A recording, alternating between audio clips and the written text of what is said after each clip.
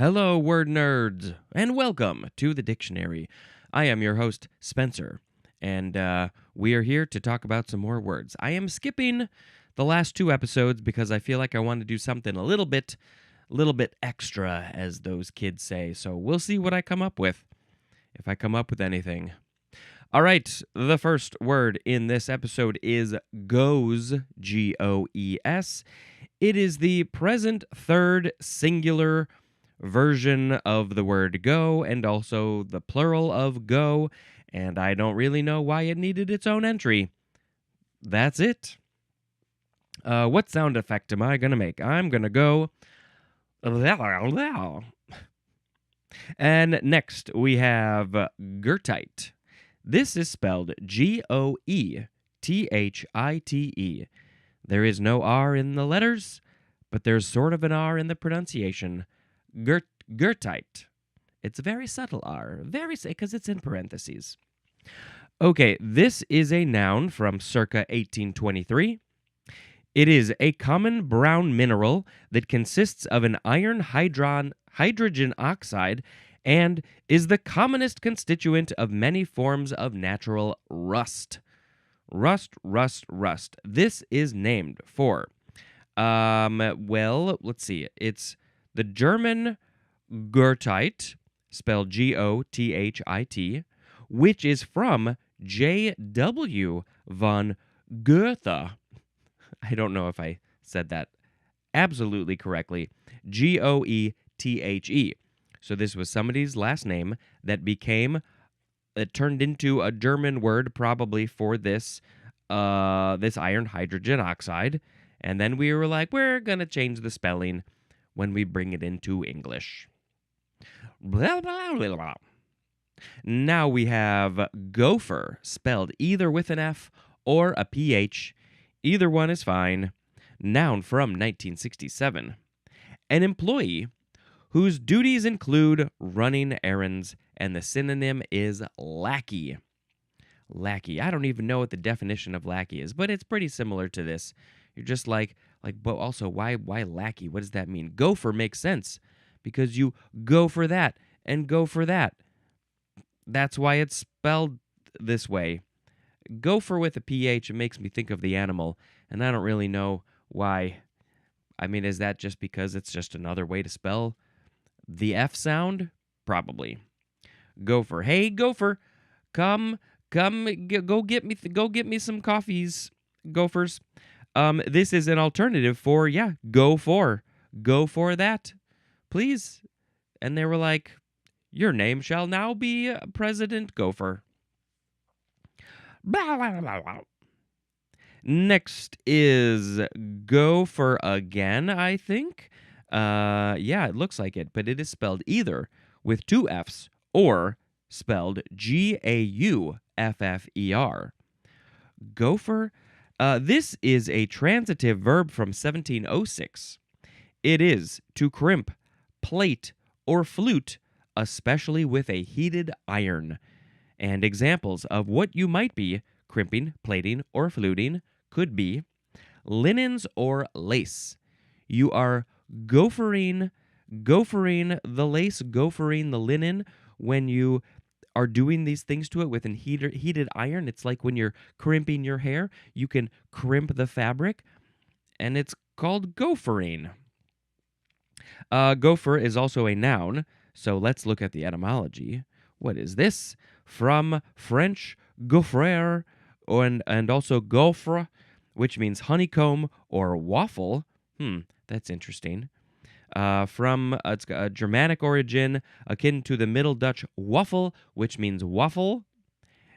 And I don't know, maybe there was some sort of you're crimping it to make this waffle pattern. I feel like I need to look this up. Let's look up Gauffer, the version that seems maybe a little bit more accurate. I don't know, waffle, crimp, linen. Let's see what it has to show us. Gopher, also spelled gopher, is a textile technique that involves crimping, plaiting, or fluting linen and lace, often using a heated iron to create ornamental raised patterns. In fabric construction, this is closely associated with waffle weave, a three-dimensional honeycomb texture created by varying the tension and interlacing of yarns. Because they share the same honeycomb geometry derived from the French word gaufre, meaning honeycomb or waffle, gaufred and waffle are often used interchangeably to describe structural crimping in fabrics. So yes, thank you for that extra information. I'm glad that I looked it up. I was confused. I was like, are my suspicions correct with the word waffle and honeycomb?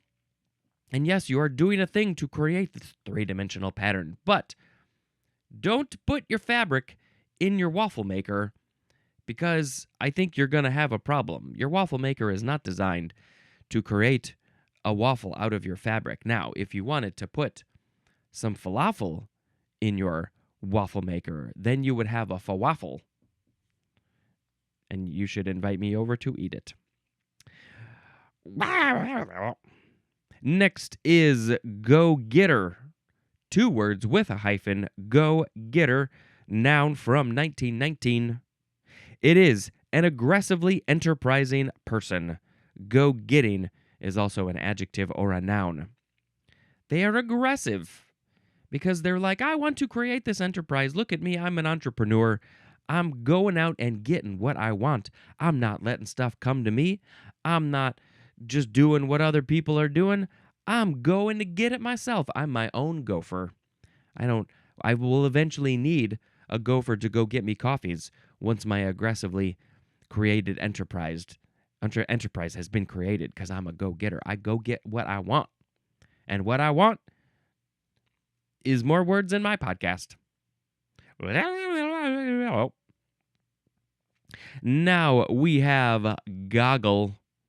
This is the first form of goggle. It is an intransitive verb from 1742. To stare with wide or protuberant eyes. You are staring with your eyes that are in a wide or protuberant situation when you're like, oh my God, I can't believe what I just saw. I am goggling because my eyes look like they're in goggles. Goggler, that is a noun. Walter Gogglins. Okay. Yeah, so you're goggling something when your eyes are just popping out of their sockets, and some people can literally do that. Next is the second form of goggle. It's an adjective from 1540. The synonyms are protuberant and staring, and we have an example. You could probably come up with what it is yourself. Goggle eyes. Look at me, I got goggle eyes. I got goggle eyes when I'm staring at you. Goggle eyes. Goggle eyes. Goggly, that's also an adjective. I got goggly eyes. It's so similar to something else that we're going to have in, a few episodes. But we have to hold off on that. Okay, next, what do we got? After that, we go, whoop. Goggle eye is next.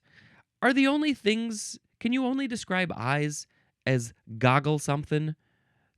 It seems like eyes are just the only things that ever get goggled. Okay, goggle eye, 2 words with a hyphen, noun from 1840. Number 1, the synonym, I did not expect to see this, or the next one, rock.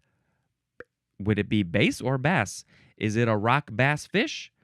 Or is it a rock bass guitar? What? And then number 2, the synonym is warmouth. I'm so confused by this. What is a warmouth? It is a fish. So that means it's the rock bass?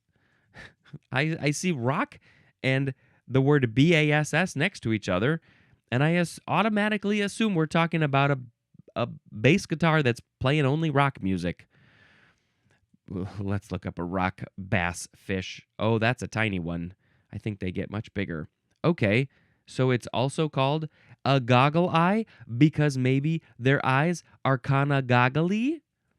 We should look up these pictures of these fish, and I mean, yeah, it looks like they got some They got some eyes that are kind of goggly. They're kind of sticking out. They're kind of protuberating. Is that a word? Protuberating? Goggle eye. Oh, yep, it filled in what I was looking for. Yeah, goggle eye takes you just straight to rock bass. But we got to see a rock bass playing a rock bass, or a rock bass in the shape of a rock bass, not using a real rock bass, just plastic or wood, or, probably wood is better. Okay, now we're going to move on to goggle-eyed, 2 words with a hyphen. There's a D at the end. Adjective from 1711. Having bulging or rolling eyes. Rolling eyes, like, woo, I'm rolling my eyes. They're like going down the street like a wheel, goggle-eyed. That's going to affect me. Now we have goggles, noun from 1715. Number 1. Protective glasses set in a flexible frame, as rubber or plastic, that fits snugly against the face. Most of the time, I think people are wearing goggles when they go swimming. What are some other times that you might wear goggles? You definitely got to cover your face when you're doing some welding. There's probably some special goggles too, but you want to protect your face. I'm trying to think of other goggles. People wear goggles in lots of situations. When would someone wear goggles? Yes, when they're dealing with airborne dust, flying debris, chemical splashes, workshops, labs, definitely woodworking, definitely working in a lab. Usually those goggles are bigger, but they're still goggles. Metal grinding, yeah. Oh yes, and then definitely motorcyclists, other cyclists, yes, to protect their face when the high speed winds are coming at them. You got to put on your goggles, because you don't want to have a fly into your protuberating eyes. Number 2, an electronic apparatus that covers the eyes and is used to enhance vision or to produce images. So the enhanced vision would be maybe at night, like maybe those SEAL Team 6 people are wearing these night goggles. What do they call them? Night vision goggles. Put on your fancy looking at night so you can have some night vision, so you can be like a cat. And then also produce images. We're talking about maybe virtual reality. Those are some goggles. I got a virtual reality headset down there that I haven't touched in a while. That's kind of a waste on my part, but we call those goggles. There's lenses for each eye, and you put it on your face and you're protected from the metal grinding that you're doing. Goggled, that is an adjective. When you go swimming, you put on your goggles, then you are goggled. You can be like, look at me, I'm goggled. You're not goggled, I'm goggled. Okay, next is, there's just weird stuff coming out of the face today. All right, next we have go-go. Go-go, 2 words with a hyphen. Yep, they're the words go. Adjective from 1965. We have a number of go-go's. 1A, employed to entertain in a disco, as in go-go dancers. I think that's the only go-go that I may be aware of, possibly. People, why are they called go-go dancers? Well, we will look at the etymology shortly. But for some reason, in the 60s, everybody wanted go-go dancers. Everybody was going to the disco. They were dancing. They were doing some go-go dancing. What does that even mean? They were probably doing like this kind of movement. I think that's what a go-go dancer does. And they probably got high boots. Got to have some high boots. Maybe go-go boots. Maybe that's a definition we're going to see. 1B, of relating to or being a disco, or the music or dances performed there. So, the place could be a go-go disco, a go-go place, a go-go dance party place. Or the music or the dances. It's go-go music. Go listen to some go-go music at your go-go place. And then also the dances. Let's do some go-go dances. I'm not a go-go dancer, but I'll do some go-go dances. I think I just did a go-go dance just a little bit ago. Go back and check that on the video. Number 2, marked by spirited or aggressive action, as in go-go baseball? Well, now, of course, I need to see a baseball game completely played by go-go dancers who are doing go-go dancing when they're not playing, because there's a lot of sitting and waiting, especially there in the outfield. Why not do some go-go dancing, baseball players? But what is go-go baseball? It's spirited or aggressive action. Baseball doesn't usually tend to get aggressive. I've never heard of it. I don't know. Is it just that they're like go, go, going? I don't know. Sure. 3A. Relating to or dealing in popular, often speculative investment expected to yield high returns, as in go-go mutual funds. Same kind of idea of this more aggressive kind of thing, right? Popular speculative investment. Yeah, when you're being aggressive because you could get high yield return on your investment. So go because you just want to go. You want to go. You want to go. You're a go-getter. You're a gopher. You're going to get your stuff. You got to get that baseball in your glove so you can throw somebody out. All right, 3B. Relating to, involved in, or marked by business growth and prosperity and aggressive efforts to turn a quick profit. As in, go-go bankers and entrepreneurs who put together the mega buck deals. That is a quote from Ken Auletta. I don't know anything about Ken Auletta except that they were talking about some people who were just trying to make a quick buck, a quick profit. They were go-go people. He called them go-go bankers and go-go entrepreneurs because they were go-getters. This is partly from a go-go with an A at the beginning, which was partly from just reduplication of the word go, which is literally what it is. A go-go. Did we have that way back here in the A's? I have no memory of that whatsoever. Let's see if we can find a go-go, if it was in here. But I'm assuming that it would be very similar.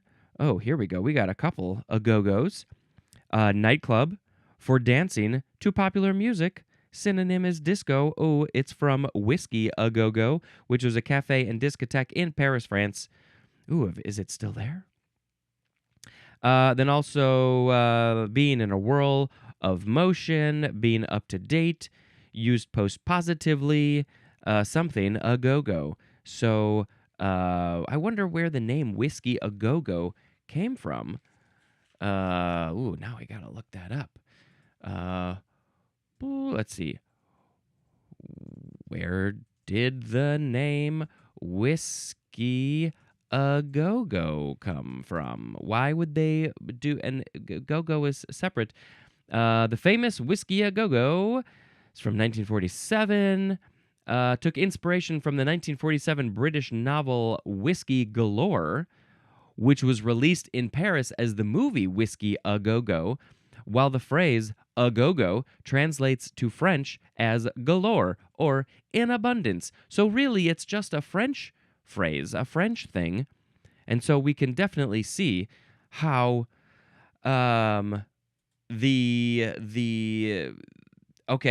book in English translated into French.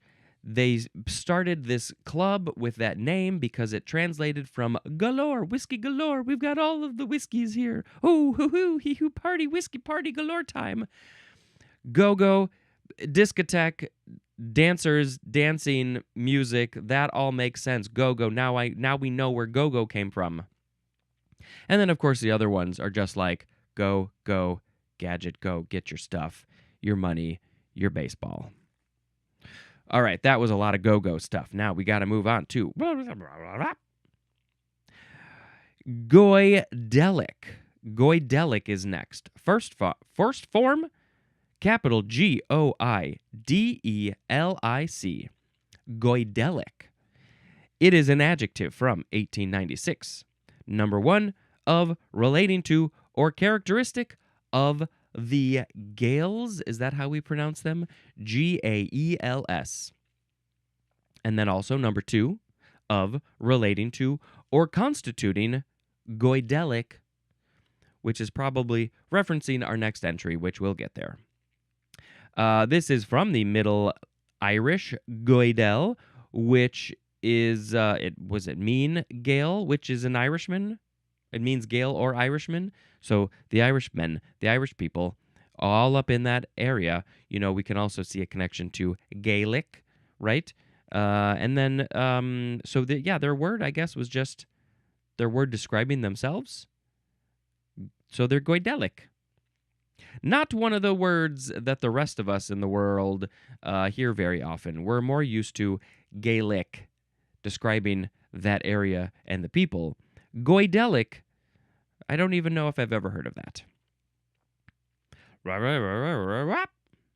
Next is this second form of goidelic. It is a noun from 1882. It is the branch of the Celtic languages that includes Irish, Scottish Gaelic, and Manx, M-A-N-X, and it says to see the Indo-European languages table. So that'll show us how they're probably all connected. The family tree of these languages. I have never heard of Manx. It's one of the Celtic languages? Let's just do a quick look and see what the internet has to say about that word. Manx language. Also known as Manx Gaelic. I also don't know if Manx is pronounced correctly. Celtic language of the Goidelic branch, indigenous to the Isle of Man in the Irish Sea. Closely related to Irish and Scottish Gaelic, it boasts a unique phonetic spelling system influenced by English rather than traditional Irish orthography. Ooh, interesting. Around 2,000 people have varying degrees of fluency in Manx today, representing roughly 2.2 of the island's population. Manx, Isle of Man, M-A-N. That's probably where it comes from. The official regional language of the Isle of Man, regulated by the Manx Language Advisory Council, and it's originally said in their language, and I don't know how to say it. All right. How are we still learning about languages that exist in the world? Had no idea. Okay, now let's move on to go in. 2 words. Intransitive verb from 1812. It looks like it is only intransitive. Number 1. To make an approach. And why are you approaching? You are probably attacking. You are going in for the attack. Maybe you have a sword, an epee, a fencing sword. You got to go in to attack. Number 2, A. To take part in a game or contest. You have to join, you have to go in, you have to put your name down if you want to join in a game or a contest. Look at me, I think I can win this contest. I shall go in and see what happens. To be. To call the opening bet in poker, the synonym is stay.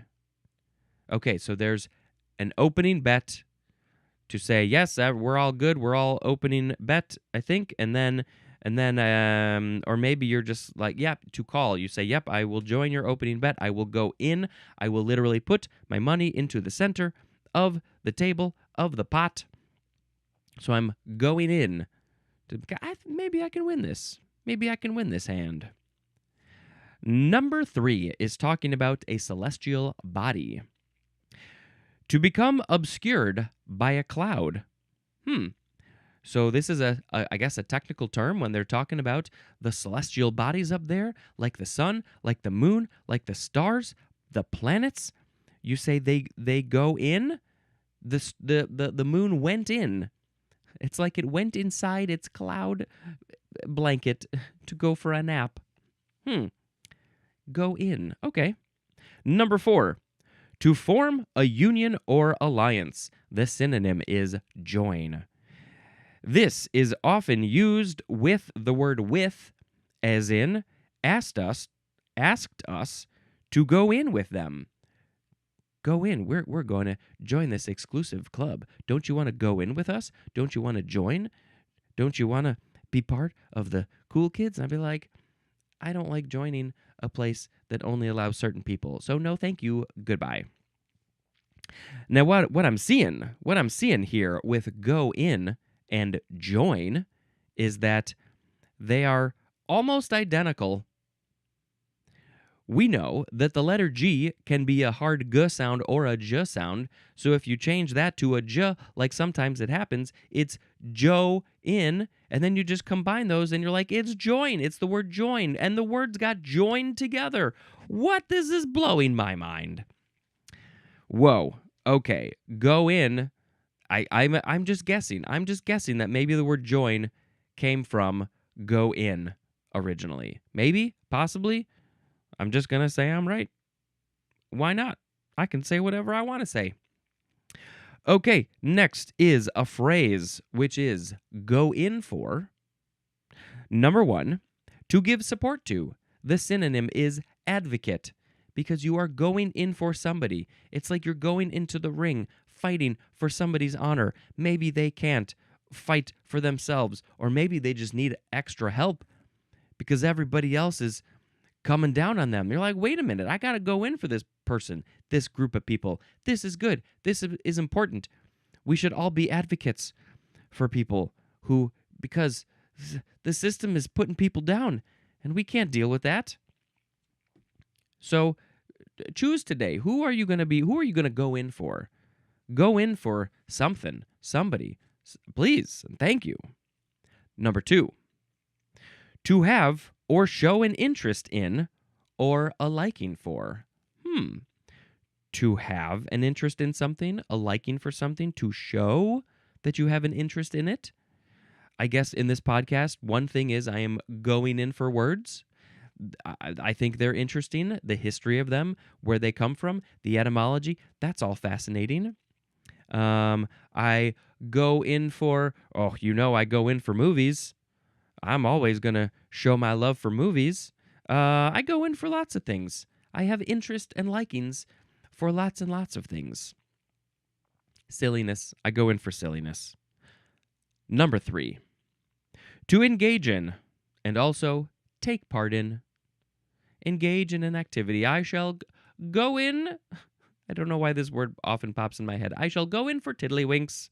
I shall engage in the act of tiddlywinks. What even is tiddlywinks? I don't know. It's just a fun word to say. Tiddlywinks, tiddlywinks. All right, that was go in, and now we shall go to our last word. We got 2 forms. It's the word going, G-O-I-N-G. First form, noun from the 14th century. Number 1, an act or instance of going. Number 2, it says it's plural, so would you say goings? Maybe.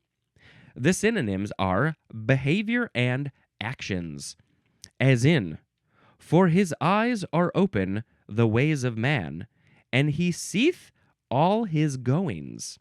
That is from the Bible, Job 34:21, and then it says AV, which I can only assume means audio-visual. For his eyes are open the ways of man, and he seeth all his goings, all his behaviors, all of his actions. That's that's his goings. My goings right now is reading the dictionary. Number 3, the condition of the ground When you are walking, maybe more specifically, the condition of the ground. What is the going of the ground? I'm walking, I'm walking. Let me think about how does the ground feel? What is the going? The condition of the ground. Is it hard? Is it soft? Is it bumpy? Is it squishy? Is it mushy?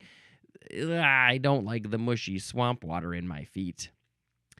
Okay, the condition of the ground is the going because you're going on it. Number 4, advance toward an objective, as in when the going gets tough. This is a funny phrase. I've heard this so many times, never really thought about it. When the going gets tough. What is the going? It's the advance toward an objective? Boy, I feel like I have to think about this one for a second. When the advance toward an objective gets tough, because you are going towards a thing, you're trying to get an objective, and the rest of the phrase is when the going gets tough, you step it up, you do something, whatever. I don't know what the rest of the phrase is. Maybe that's the whole phrase. So when it gets difficult, when you are trying to go towards a thing and it gets hard, then you do something. But the point is, why is going the advancing towards? Because you are literally going. You're going forward. You're moving forward, trying to do this thing. And I don't know. It's just a funny word in this context. That we're calling this thing the going. The going. That would be maybe an interesting horror movie. The going. Okay. That's it for that. And then we go blip, blip, blip, blip, blip, blip. The second form of going is an adjective from the 14th century. Number 1A, that goes. That's the definition. That goes. It says, this is often used in combination, as in easygoing, also outgoing. Because that goes. You go like the thing that you are describing, like the word that it is combined with. Are you easygoing? You're just easy. You just go with the flow. I think in general, I'm pretty easygoing. People are like, let's go do this. Let's eat here. And I'm like, yeah, cool. This is great. I'm easygoing, man. Don't even worry about me. Outgoing. Outgoing, like an extrovert. Do we ever say ingoing? Hardgoing? I haven't heard of those at all. I'm kind of outgoing. I'm trying to be more outgoing than I used to be. I used to be not at all outgoing. But hey, I'm going out. I'll be outgoing and try to talk to some people and ask some questions. That's hard for some people to do. What are some other ways? Easygoing, outgoing. I can't think of any. 1B. The synonyms are working and moving, as in everything was in going order. Moving order, working order, everything's great. 100%. My brain is in going order. Number 2. The synonyms are living and existing, as in the best novelist going. So, we're describing a person who's the best novelist going. They're still going, they're still living, they're still existing. They're not dead. They haven't kicked the bucket. They're still around, so they're going. Their body's going, their brain is going, their writing is going, most importantly, because they're the best novelist going. Number 3, the synonyms are current and prevailing, as in going price. What's the going price? I need to know. What is the current price, the prevailing price? How much is that doggy in the window? What is the going price for the doggy in the window? Is it expensive? Is it cheap? Number 4, conducting business with the expectation of indefinite continuance, as in a going concern. The concern is ongoing. It's indefinite.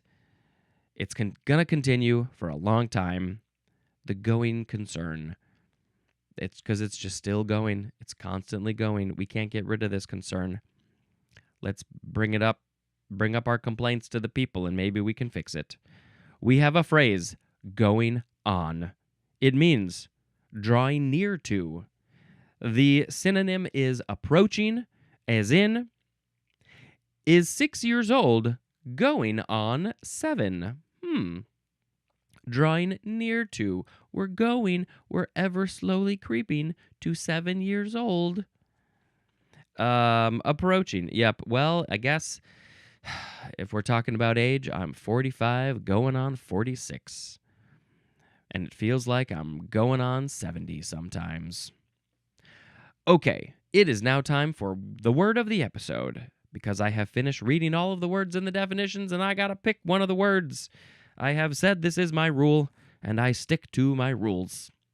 Today we had goes, Gertite, gopher, gopher, go-getter, goggle, goggle, goggle-eye, goggle-eyed, goggles, go-go, goidelic, goidelic, go in, going, and going. I think I just gotta pick go-go as the word of the episode.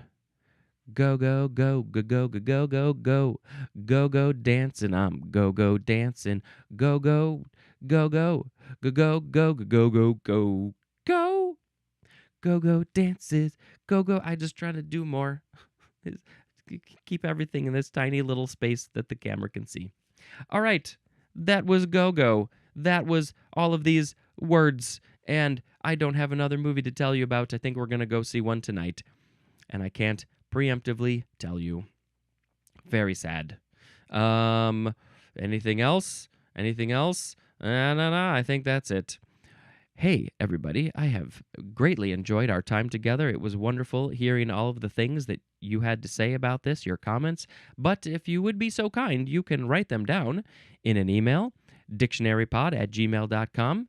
You could also write them to me in a message or a comment on the Instagram @dictionarypod.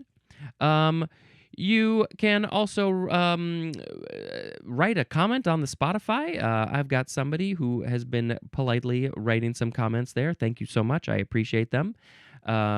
You have seen that I am replying to them as well. What are some other things? You can join my Patreon for only $1 a month. You will get early episodes. It is patreon.com/Speejampar, SPEJAMPAR. And obviously, you should be watching this on YouTube. And I think that's all of the stuff that I got to say at the moment. So I so much appreciate everything that you got going on and stuff. This has been Spencer dispensing information. Goodbye.